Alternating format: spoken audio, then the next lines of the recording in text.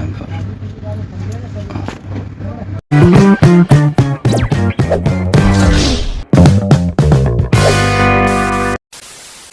So yun mga pangat, actually lumipat na ako ng bagong bahay. Hindi, joke lang. So yung mga pat, wala ako sa bagong bahay ha.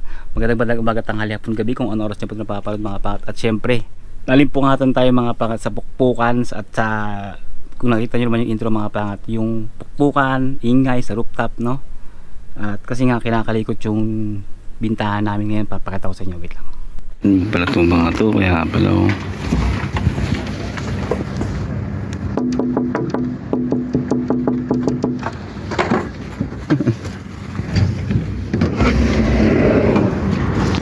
Bye, tubal sound.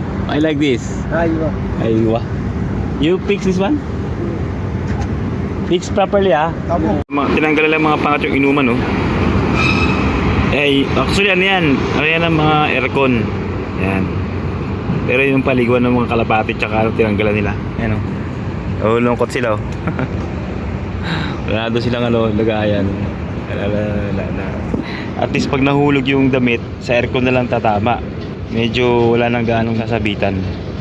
Uy, papalitan nila mga patang concrete. Yan o, ganito.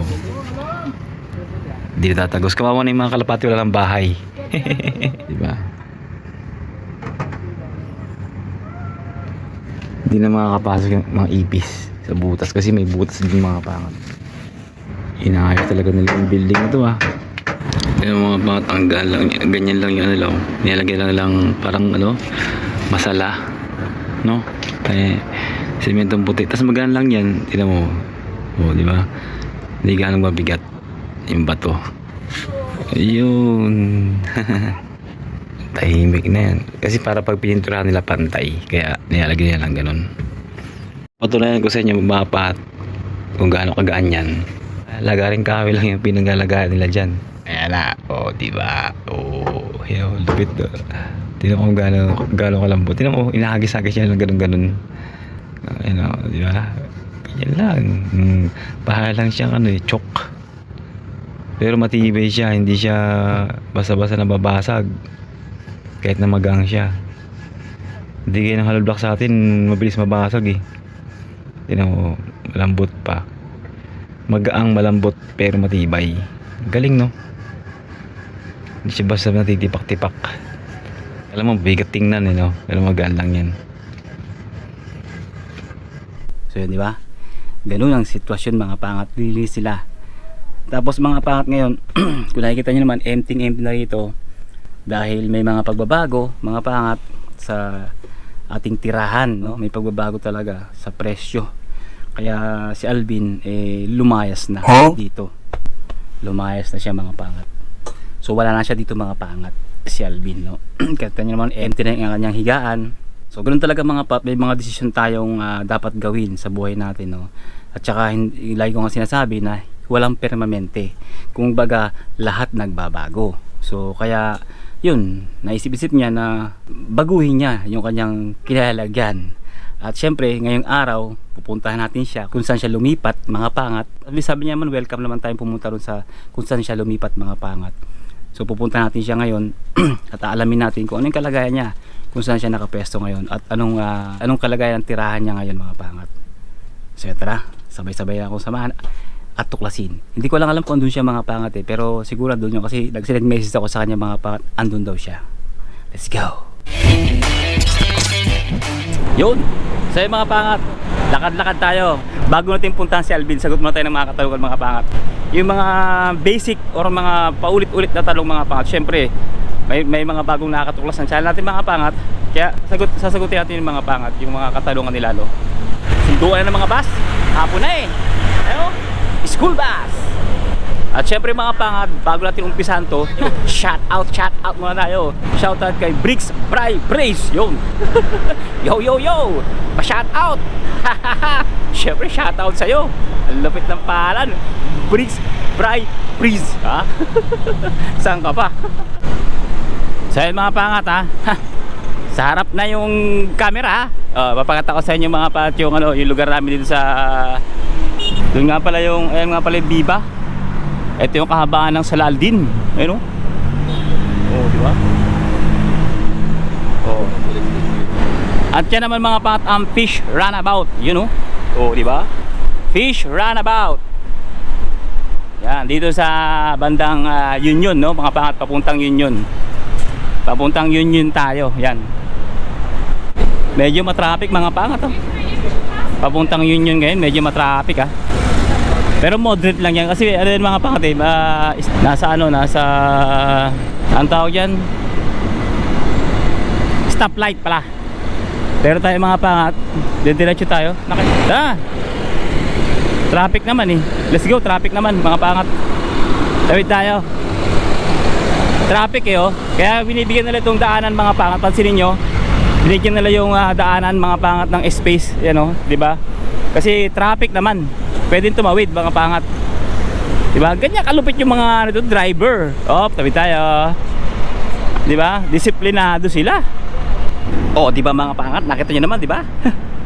Inagyan lang space mga pangat yung ano, pedestrian, di ba? Traffic ko sa Pilipinas yun, ako wala na. Hindi mo na makikita yung pedestrian pag ganong traffic.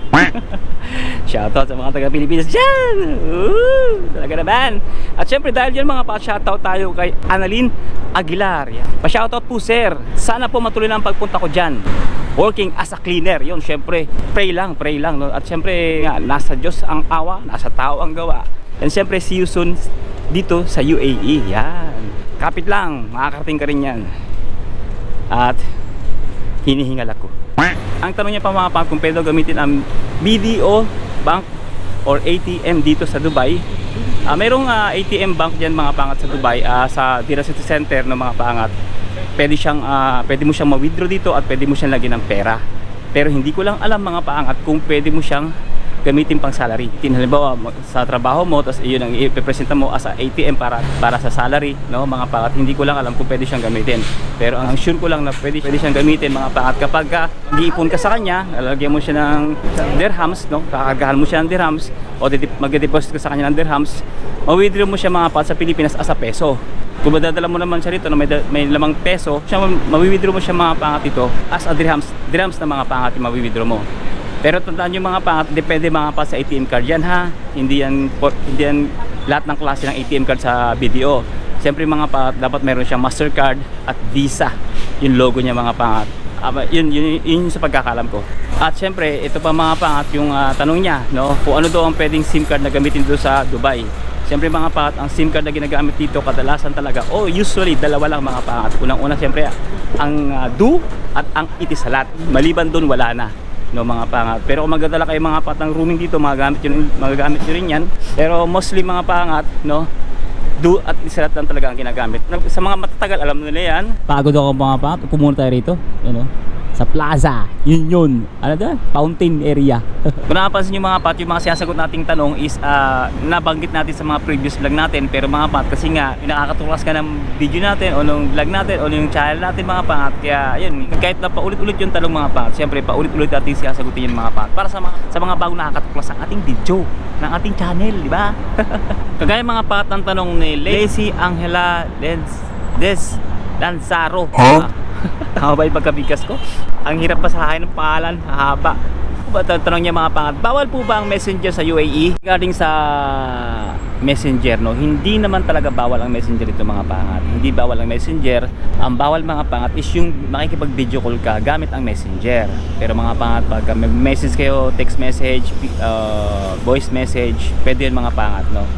Inulit ko, nakaban lang dito mga pangat ang video call. Basta video call bawal sa messenger. Yun lang mga pangat. Pero hindi bawal ang messenger dito. Yun, sana maliwanag. Mga pangat, shoutout nga kay Totoy Tomboy. Yan. Kuya, update ng cost of living ngayon sa Dubai. Next vid please. Wow. Shoutout kuya, salamat. At kung may alam kayong on-call cleaner agency sa Dubai, baka naman pabulong. Cross country ako bukas. Actually 5 days ago itong comment niya sa atin, no? So tinatanong niya kung meron tayong agency na alam. Actually wala tayong alam na agency mga pangat regarding sa mga cleaner, no? Kung may alaman, siyempre na-i-vlog na natin yun mga pangat, matagal na, no? Kung meron ba tayong alam. Pero meron naman, no? Hindi lang siya online mga pangat. Actually direct ang pupunta roon, kagaya ng pinunta namin ni Jericho, no mga pangat. Ang hinahanap nila is may experience na sa cleaners, no mga pat, no, sa mga hotel ganyan, no, sa mga villa, yung paano magtupi ng mga, alam niyo na, pagdating sa hotel, di ba mga pangat, meron ganon. Kung napanood mo yung namin, yung vlog namin ni Jericho na pumunta doon, kailangan talaga kasi na may experience na. At regarding naman sa cost of living dito sa Dubai mga pangat, actually sa Dubai mga pangat ngayon is talaga naman, kung napapanood yung mga previous vlog natin, nagkaroon ng baklasan ng partition, nagkaroon ng mga bagay-bagay na alam niyo na. So yung cost of living dito pagdating sa tirahan mga pangat, talagang ang Dubai is talagang isa yan sa pinakasikat na pinakamahal. No, expensive talaga mga pangat. Ngayon is nag-range na siya. Karamihan mga pata 700 mga pangat, no, dirhams. Karamihan kadalasan ganon at pataas pa mga pat. Makakuha kayo ng mas mababa sa 700 pero sa mga liblib na lugar na yon, no. So malayo sa metro, malayo sa mga etc na mga pat. Alam niyo na ibig ko sabihin, parang sa Pilipinas, pag malapit ka sa mga school, church or transportation, mga pangat ganon or mall, siyempre mas mahal. Pag malayo ka naman, mas mura. Parang ganon din dito mga pangat. So yun, pagdating naman mga pat sa pagkain o sa mga sa consumption natin, no, sa mga kinukonsume ng ating katawan, pagkaya ng bigas, tubig, ulam, mga mantika, toyo, suka, at kung ano-ano pa mga pangat. Yung mga basic mga pangat needs ng tao mga pangat is affordable naman. Kaya naman. Napuna pa rin yun sa previous vlog natin. Same pa rin mga pat yung presyuhan dito. Okay lang naman mga pat ang bilihin dito mga pagdating sa mga ganyan kasi may sale, mga ganun, bababa, tataas, ganun. Hindi siya kagaya sa atin sa Pilipinas, no, laging pataas, walang pababa. Dito mga pangat, bumababa siya, tumataas. So hindi siya ganun talaga kamahal, no, mga pangat. Hindi rin siya ganun kamura. Nasa level lang mga pangat. Kumbaga afford niya. Kaya kagaya ng shawarma, di ba? Nababagit ka lagi na sa Pilipinas, hindi mo basta-basta makakain shawarma pagka bagong sahod ka lang. Pero dito mga pangat, anytime kaya mong kumain kasi hindi nagbabago eh. Sa tagal ko na rito mga pangat, umabot pa rin siya ng 550, 650 hanggang 7 dirhams yung shawarma mga pangat. Ganun pa rin, pati yung biryani, yung kagaya ng mga kakain ka sa mga restaurant ng mga hindi naman mamahaling restaurant, affordable naman mga pangat. Kayang-kaya mong kumain sa mga ganung klaseng restaurant. So hindi siya ganun kalaki, hindi ganun kamahal yung cost of living pagdating dito mga pangat sa Dubai. So affordable siya, kumbaga. Kaya naman kahit na hindi ganun kalaki yung sahod mo, no? Sa Japan, nung nasa Japan ako mga pangat, talaga namang yan yung pinaka pinaka most higher yata pagdating sa cost of living. Ang Japan, ang mahal. Ang mahal ng mga bilihin dyan mga pangat, no? Shoutout sa mga taga Japan dyan, comment down below kung totoo yung sinasabi ko. Siyempre nung ano pa yun, 2004 hanggang 2007 lang ako dyan, no? How much pa kaya ngayon, di ba? Pero mga pangat, siyempre sa gadget naman, kung tatanungin sa gadget, mahal siya sa unang release ng mga pangat, and then bumababa siya pag tagal-tagal, pero mga pangat na pest out din agad, no? Hindi siya kagaya sa Pilipinas na hanggang ngayon may mga lumang ano pa iPhone dito, wala na, best out ka agad dyan. Yung release na bago, ayun lang yung makikita mo sa merkado. Kagaya ng mga branded na damit is of course mahal siya, pero mga pangat afford naman, kaya naman bilhin. Kagaya ng mga sapatos, no? Ang 300 dirhams dito mga pangat, magandang klase sapatos na yun. 400 dirhams, magandang klaseng sapatos na yun mga pangat. So i-convert natin sa Philippine money yung 400 o 500 dirhams mga pangat, 7,000 pesos, ganon, maganda sapatos na yun mga pangat. Pero makakabili ka rin ng mga pangat ng halagang 100 plus dirhams dito, is maganda na rin. Ganon. Depende pag nag-sale mga pangat, lalo na. So yun, cost of living kaya, walang problema. Hindi naman ganun kabigat ang cost of living dito mga pangat. Hindi ka magugutom dito. Basta marunong ka lang mag-budget ng pera ng mga pangat. Pero kung haluan mo yan ng bisyo, sugal, ay talaga naman, kahit saan sulok ka ng mundo, pag gano'n ang ginawa mo, nalulung ka sa sugal, ay talaga naman, kahit milyonaryo nga nalulubog, diba? Basta haluwag mo ng haluan ng bisyo tsaka sugal, no? At saka yung mga anumang mga bagay na alam mong hindi kalugod-lugod, yan, para tuloy-tuloy lang yung blessing natin at matutunan nating i-keep yung ating pinagpaguran, yung mga pills na pagpapaguran mo mga pangat pag ganito ka sa Dubai, no? Kailangan be wise mga pangat sa pag-spend ng money, no? Be wise, and lagi nating isipin yung future natin. Yan. So yun mga pangat, tara na, punta na tayo kay Alvin. Punta natin si Alvin mga pangat, syempre mga pangat, susupresahin natin siya kung saan siya nakatira mga pangat. Let's go. So yun mga pangat, nandito na ako sa tinitiran niya. Hindi lang ako nag-video dun kasi kanyang higaan lang, kasi baka may mga tutulog. Alam mo naman syempre, diba? Kumbaga common sense ba, wala namang mag-video tayo dito. So tara, akatin natin siya. In. Oh, napunta rito. hinahanap ko ng mga pangat kung nasaan ka raw. Anong nangyari sa'yo? Bakit ka dito? Umakit ako sa taas eh. Kasi kailangan eh. Tumakas ng mga bupa eh. Kaya kailangan tumakas din ako. Mahirap na. Inunahan niya ng mga pangat. Pero parang ganito ha. Kasi mga pangat, inunahan niya ng tumaas kasi tumaas yung presyo. Kaya siya rin tumaas. Kailangan din tumaas. Oo. Alam niyo na kung bakit? Alam niyo na? Alam niyo na kung nasan kami. Nandito pa rin kami sa bahay. Hindi siya lumipat mga pangat, dito pa rin sa bahay. Tumaas lang. Bakit tumaas nga kasi? Tumaas yung ano eh. Yung bayad sa bahay. Para di ba dagdagan? Siya yung tumaas, di ba? Si Prinsesa at saka si Baby C. Oh. Ikaw naman dyan, Baby C! Baby C! Baby, say hi to the hi mga Hi to the pangat. Philippines! Hi to Philippines! Hi to Philippines. Hi mga pangat. What is that? Quick, quick? Quick, quick. Tok nene. Hindi. Tok nene. Let's eat mga pangat. Eat balangat. Bulol pala siya, kaya pala hindi siya nagsalita. Hindi siya kaya banggitin. So mga pangat kaya tinuli Prinsesa at syempre nagluto tayo ng lugaw ngayon. At alam niyo na mga patulasa nakatira si Alvin. Lumipat lang siya sa taas ay no. Yun ang mga pot para babae no. Oh. Kulob na kulob din kagaya ko. Oh. Di ba? So mga pangat, maraming salamat sa panonood at syempre sa pagsama sa buong maghapon. Syempre mga pangat, don't forget to like, share, and subscribe kung bago ka para sa channel natin mga pangat at kung natuto ka at nagkaroon ka ng idea mga pangat, don't forget to like, share, and subscribe. Think positive lang, good vibes, God bless you. Syempre mga pangat, oh. I came back from school. Yeah. Karating nyo lang mga pangat galing school, syempre, di ba? Syempre mga pangat, sa lahat ng pagsubok at tagumpay, to God be the glory. See you next one. Let's go. Ayan, sinusukat nila. Okay. Pare, good? Too much hot. Too much hot. Pare, give me one. Give me one.